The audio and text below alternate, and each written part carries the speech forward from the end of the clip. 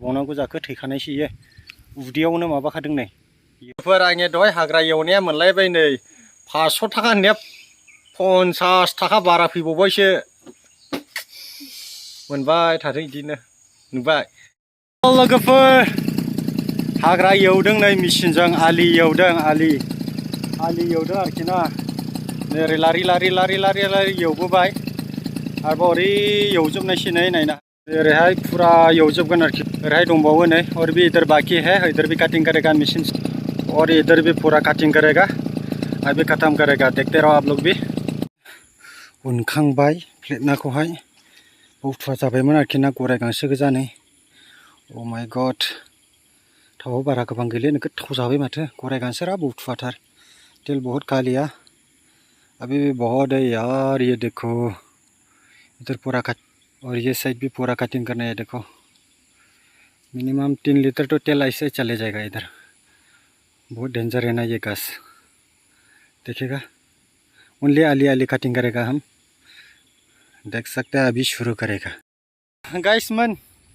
दिनै फैबावलायबाय नै दाखालहाय 2 घन्टासोल' एवनो मोननाय जादों मोनाबायमोन दिनै एवलांजोबसिगोन आरोखि ना नै नायनो हागोन फैबावलायबाय दुब्लियाव हाजिरा जाफैदों 500 थाखानि उफाय गैया जाला सिफियाव फैसा गैला नालाय नायनो हागोन शुरु खालामजेननायसै आङो बेखौबो एवजोबगोन आङो माखासे एवबाय नै माखासे ओरै एवगोन आरोखि ना नै नायनो हागोन ओरै गासै ओरै एवजोबगोन आरोखि बेखौहाय नै दिनैहाय लास्ट शुरु खालामसिगोन आं एवखांजोबनायसैलाय गाइसमोन नुबाय दुब्लिखौ बेसेबां टिम एवखो आङो आरोबाव मोनसे मोननै मोनथाम दंबावो मोनब्रै आलिखौ एवसिगोन ओरैहाय दाबनै दंबावो नै नैबे मोनसे साफा लांदां टिम अ इयाव फिसा थाबावबाय माथो एवहैफिननाङासै लोगोफोर फाइनालि एवखांजोब्बाय नार्जारिया ओरैबायदि गोजौ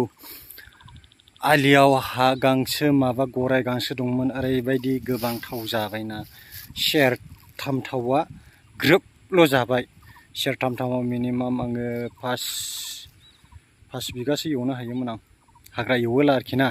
थोंजों गराय गांसोनि अनगा दस्रा दिंखिया बायदिसिना ला 5 बिगा 4 बिगासो एवनायमोन आं 3 लिटारजोंहाय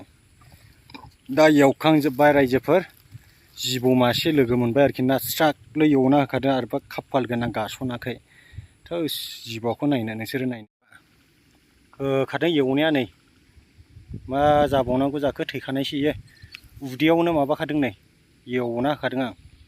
थोस नै खुगा सिबावो नै आयु थोस मा जिबौमोनथाय मिथिलाय लांलाय आं नै थोस नै जिबौआ अब्ला दिनैनि भिडिअआ बेयावनो फोजोबनाय जासिबाय रायजोफोर खामला जाफैदोंमोन 500 रुपिस मिलने वाला अभी हा नार्जारी फैसा गैलेमोन जाला सिपियाव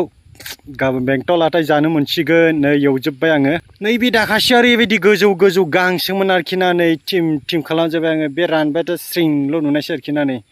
नायनो हागोन नै ओरै एवजोब्बाय आरोखि ना आङो जि एवदों बे बाबोरल'खा ओरैनि आलि मोनथाम आरोखि ना नै बैसिम आरोखि ना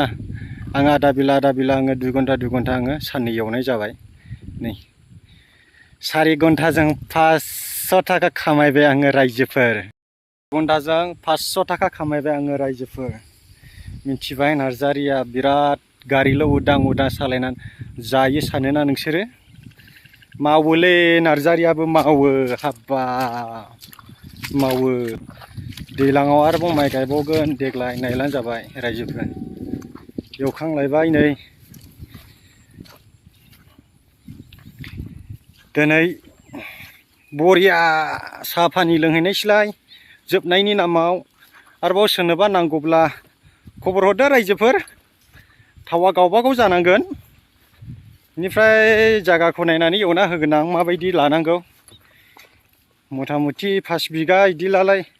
गोगोम थाव थांखायो गांसोखौ नायनानै आरोखि ना अंगलजोंनो मोनहोबावबाय नै मालाय बिसोनफ्रा नै जोंलाय बिसोना गैथ'वालै जों लास्ट गायोलै टाइमिं गायला टाइमिं जोबमोद्रा बेनिखायनो लास्ट गायो जोंना नै ओरै एवजोब्बाय आरोखि ना लांथं थं नुजोब्बायलै दानिया नै आयु खम गुवारियाव बायलाय 4 घन्टाजों जोंफोरनि अस्त्रआ बिदिनो जायोलै रायजोफोर मिथिबाय लेखा गोबां फरायग्राफोरनि अस्त्रआ फावथेनफ्रा बेफोरनो जायो जोबलायबाय फरिखा दिनै फरिखा जोब्बाय दिनै फाइनाल दंमोन आरोखि लास्ट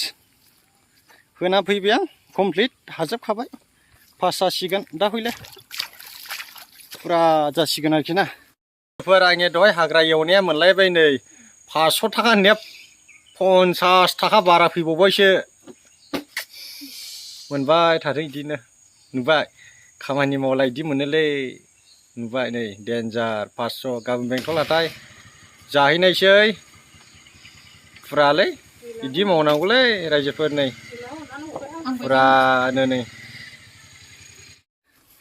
अब्ला लोगोफोर भिडिअआ दिनैनि भिडिअआ बेयावनो गासैखौबो गोसो गोथारै बाय बाय जासिहरनाय जाबाय अब्ला दोननोसै आंबो न'आव थांनोसै दुगैनोसै लोबनोसै आराम देलाखौ दखानाव थांनोसै अके बाय बाय नै रिदि रोदां बागासिनो दं अस्त्रआ अब्ला दोनथ'नाय जाबाय दै।